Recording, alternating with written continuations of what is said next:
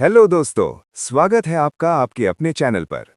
तो मेरे प्यारे स्टूडेंट्स, मुझे पता है कि आप लोग पॉलिटिकल साइंस के आने वाले एग्जाम को लेकर थोड़े टेंशन में हो। बहुत सारे मैसेजेस आ रहे थे कि सर प्लीज कुछ इंपॉर्टेंट क्वेश्चंस बता दीजिए। सर कुछ ऐसा बताइए जो एग्जाम में पक्का आए। तो देखो, घबराने की बिल्कुल जरूरत नहीं है। आज का ये वीडियो आपके लिए गेम चेंजर साबित होने वाला है। मैंने बहुत रिसर्च करके एबीटीए टेस्ट पेपर्स, काउंसिल के मॉडल क्वेश्चंस और टॉप स्कूल्स के पेपर्स को एनालाइज करके आपके लिए वो क्वेश्चंस निकाले हैं जो इस बार एग्जाम में 100% कॉमन आने के चांस हैं। आज के इस वीडियो में हम सेक्शन सी यानी जो 6 मार्क्स वाले लॉन्ग क्वेश्चंस हैं उनको कवर करेंगे। मैं सिर्फ क्वेश्चन नहीं बताऊंगा, बल्कि उसका आंसर ऐसे समझाऊंगा कि आपको अभी के अभी याद हो जाएगा। आपको रट्टा मारने की जरूरत नहीं पड़ेगी। तो चलिए, बिना टाइम वेस्ट किए शुरू करते हैं आज की ये सुपर क्लास। दोस्तों, सबसे पहले देखते हैं हमारा पहला और सबसे इंपॉर्टेंट क्वेश्चन। अंतर्राष्ट्रीय संबंध यानी इंटरनेशनल रिलेशंस किसे कहते हैं और इंटरनेशनल रिलेशंस और इंटरनेशनल पॉलिटिक्स में क्या डिफरेंस है? देखो, ये क्वेश्चन बहुत बेसिक है लेकिन बहुत इंपॉर्टेंट है। सबसे पहले समझते हैं इंटरनेशनल रिलेशंस यानी आईआर क्या है। सिंपल शब्दों में समझो, दुनिया में इतने सारे देश हैं जैसे भारत, अमेरिका, चीन। इन देशों के बीच में जो भी रिश्ता होता है, चाहे वो दोस्ती का हो, बिजनेस का हो या लड़ाई झगड़े का, उसकी पढ़ाई को ही हम इंटरनेशनल रिलेशंस कहते हैं। लेकिन याद रखना, इसमें सिर्फ गवर्नमेंट्स की बात नहीं होती। इसमें बड़ी बड़ी कंपनीज यानी एमएनसीज और ऑर्गेनाइजेशंस जैसे यूएनओ यानी यूनाइटेड नेशंस या डब्ल्यूएचओ के साथ रिश्तों की भी बात होती है। यानी ये बहुत बड़ा है। इसमें पॉलिटिक्स, बिजनेस, कल्चर, एनवायरनमेंट सब कुछ आता है। अब आते हैं दूसरे पार्ट पर। इंटरनेशनल रिलेशंस और इंटरनेशनल पॉलिटिक्स में क्या डिफरेंस है? अक्सर लोग सोचते हैं कि ये दोनों एक ही हैं, लेकिन ऐसा नहीं है। इंटरनेशनल पॉलिटिक्स का दायरा थोड़ा छोटा है। ये सिर्फ पावर यानी ताकत के खेल पर फोकस करता है। जैसे दो देशों के बीच में पावर को लेकर जो कंपटीशन या झगड़ा होता है, वो पॉलिटिक्स है। इसका मेन मकसद होता है अपने देश के फायदे यानी नेशनल इंटरेस्ट के लिए पावर हासिल करना। लेकिन इंटरनेशनल रिलेशंस बहुत बड़ा है यानी ब्रॉड है। ये पावर और झगड़ों की बात तो करता ही है, साथ ही साथ ये प्यार, सहयोग, बिजनेस और कल्चरल एक्सचेंज की भी बात करता है। तो सिंपल लाइन में कहूं तो इंटरनेशनल पॉलिटिक्स एक छोटा हिस्सा है और इंटरनेशनल रिलेशंस पूरी किताब है। क्लियर है? चलो, अब चलते हैं दूसरे क्वेश्चन की तरफ। ये थ्योरी वाला क्वेश्चन है और एग्जाम में अक्सर पूछा जाता है। क्योंकि ये क्वेश्चन अधिकतर पेपर में रिपीट हुए हैं, तो क्वेश्चन है, इंटरनेशनल रिलेशंस के यथार्थवादी सिद्धांत यानी रियलिस्ट थ्योरी की मुख्य बातें क्या हैं? देखो, नाम से ही समझो, रियलिस्ट यानी रियल लाइफ। ये थ्योरी दुनिया को वैसे देखती है जैसी वो सच में है, ना कि जैसी होनी चाहिए। ये थोड़ी कड़वी सच्चाई बताती है। इसकी कुछ मेन फीचर्स हैं जो आपको याद रखनी है। State is the main hero. ये थ्योरी मानती है कि दुनिया में सबसे इंपॉर्टेंट देश यानी स्टेट ही है। यूएन वगैरह सब बाद में आते हैं। इंटरनेशनल एनार्की, इसका मतलब है कि दुनिया में देशों के ऊपर कोई बाप नहीं है, कोई वर्ल्ड गवर्नमेंट नहीं है जो ऑर्डर दे सके। इसलिए हर देश को अपनी सुरक्षा खुद करनी पड़ती है। Power is everything. मॉर्गेनथाउ जैसे विद्वान कहते हैं कि इंटरनेशनल पॉलिटिक्स का मतलब ही है पावर के लिए स्ट्रगल। हर देश बस अपनी पावर बढ़ाना चाहता है। Conflict is normal.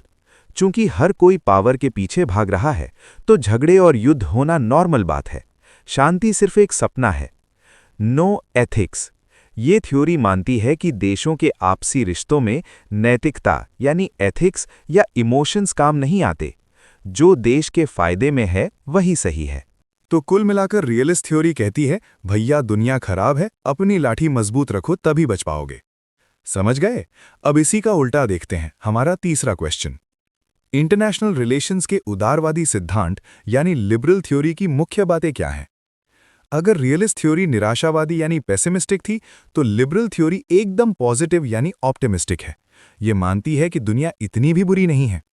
इसकी मेन फीचर्स देखो। इंसानियत पर भरोसा। ये थ्योरी मानती है कि इंसान समझदार है, उसे पता है कि लड़ाई से सबका नुकसान है, इसलिए वो सहयोग यानी कोऑपरेशन कर सकता है। वॉर को टाला जा सकता है, जरूरी नहीं कि हर बार झगड़ा ही हो, बातचीत से मसले सुलझाए जा सकते हैं। ऑर्गेनाइजेशंस का रोल, ये लोग यूएनओ, डब्ल्यूटीओ जैसी संस्थाओं को बहुत इंपॉर्टेंट मानते हैं। ये मानते हैं कि ये संस्थाएं देशों को एक टेबल पर ला सकती हैं। बिजनेस से दोस्ती, ये एक बहुत अच्छा पॉइंट है। इकोनॉमिक इंटरडिपेंडेंस, मतलब आज सब देश बिजनेस के लिए एक दूसरे पर डिपेंड है। अगर चीन और अमेरिका लड़ेंगे तो दोनों का बिजनेस ठप हो जाएगा, इसलिए बिजनेस युद्ध को रोकता है। डेमोक्रेसी, इनका मानना है कि जिन देशों में लोकतंत्र होता है वो आपस में लड़ाई नहीं करते। तो लिबरल थ्योरी कहती है मिलजुल कर रहो, बिजनेस करो और दुनिया को बेहतर बनाओ। चलो अब आते हैं चौथे क्वेश्चन पर, जो आज के जमाने में सबसे ज्यादा रेलेवेंट है। वैश्वीकरण यानी ग्लोबलाइजेशन किसे कहते हैं, इसकी विशेषताएं और इसके अच्छे बुरे इम्पैक्ट पर चर्चा करें। दोस्तों, ग्लोबलाइजेशन का मतलब तो आप सबको पता ही होगा। सिंपल में बोलूं तो पूरी दुनिया का एक बाजार और एक गांव बन जाना। जब सामान, पैसा, टेक्नोलॉजी और लोग बिना किसी रुकावट के एक देश से दूसरे देश जाते हैं तो उसे ग्लोबलाइजेशन कहते हैं। इसकी विशेषताएं यानी फीचर्स क्या हैं? फ्री ट्रेड, बिना रोक टोक के आयात निर्यात। एमएनसीज, बड़ी बड़ी कंपनियां जैसे एप्पल, गूगल जो हर देश में काम करती हैं। टेक्नोलॉजी, इंटरनेट और मोबाइल ने दुनिया को छोटा कर दिया है। अब इसके असर यानी इम्पैक्ट को देखते हैं आलोचनात्मक तरीके से। इसकी अच्छी बातें, देशों की कमाई बढ़ी है यानी इकोनॉमिक ग्रोथ। हम कंज्यूमर्स को सस्ते में अच्छी चीजें मिल रही हैं। नई टेक्नोलॉजी आ रही है और जॉब्स जैसे बीपीओ मिल रहे हैं। अब इसकी बुरी बातों को देखो। अमीर और अमीर हो रहा है, गरीब और गरीब। असमानता यानी इनइक्वालिटी बढ़ी है। छोटे दुकानदार और घरेलू उद्योग बड़ी कंपनियों के सामने टिक नहीं पा रहे। हमारा अपना कल्चर, भाषा कहीं न कहीं पीछे छूट रहा है और हम सब पश्चिमी यानी वेस्टर्न बनते जा रहे हैं। तो एग्जाम में आपको दोनों पक्ष लिखने हैं, फायदे भी और नुकसान भी। अब आते हैं आज के आखिरी और पांचवें क्वेश्चन पर। यह थोड़ा ट्रिकी है, ध्यान से सुनना। ग्लोबलाइजेशन का राष्ट्र राज्य की संप्रभुता यानी सॉवरेनिटी पर क्या असर पड़ा है? पहले समझो सॉवरेनिटी क्या होती है। इसका मतलब है सुप्रीम पावर, यानी एक देश की सरकार अपने फैसलों के लिए पूरी तरह आज़ाद है। कोई बाहरी देश उसे ऑर्डर नहीं दे सकता। लेकिन सवाल यह है कि क्या ग्लोबलाइजेशन के ज़माने में ये आज़ादी बची है? जवाब है, चुनौतियां बढ़ी हैं। कैसे? इकोनॉमिक फैसलों में दखल। आज कोई भी देश अपनी मर्जी से पूरी तरह बिजनेस रूल्स नहीं बना सकता। उसे डब्ल्यूटीओ यानी वर्ल्ड ट्रेड ऑर्गेनाइजेशन और आईएमएफ के नियम मानने पड़ते हैं। एमएनसीज की ताकत।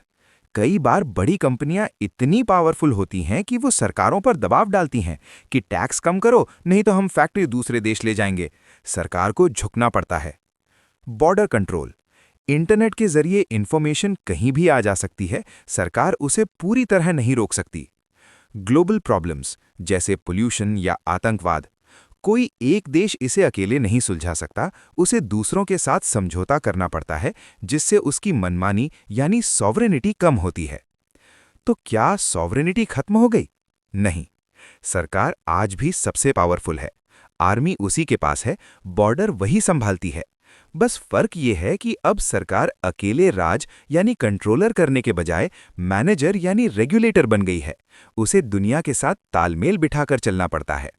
तो दोस्तों, ये थे पॉलिटिकल साइंस के वो 5 सबसे इंपॉर्टेंट लॉन्ग क्वेश्चंस जो आपके एग्जाम में धूम मचाने वाले हैं।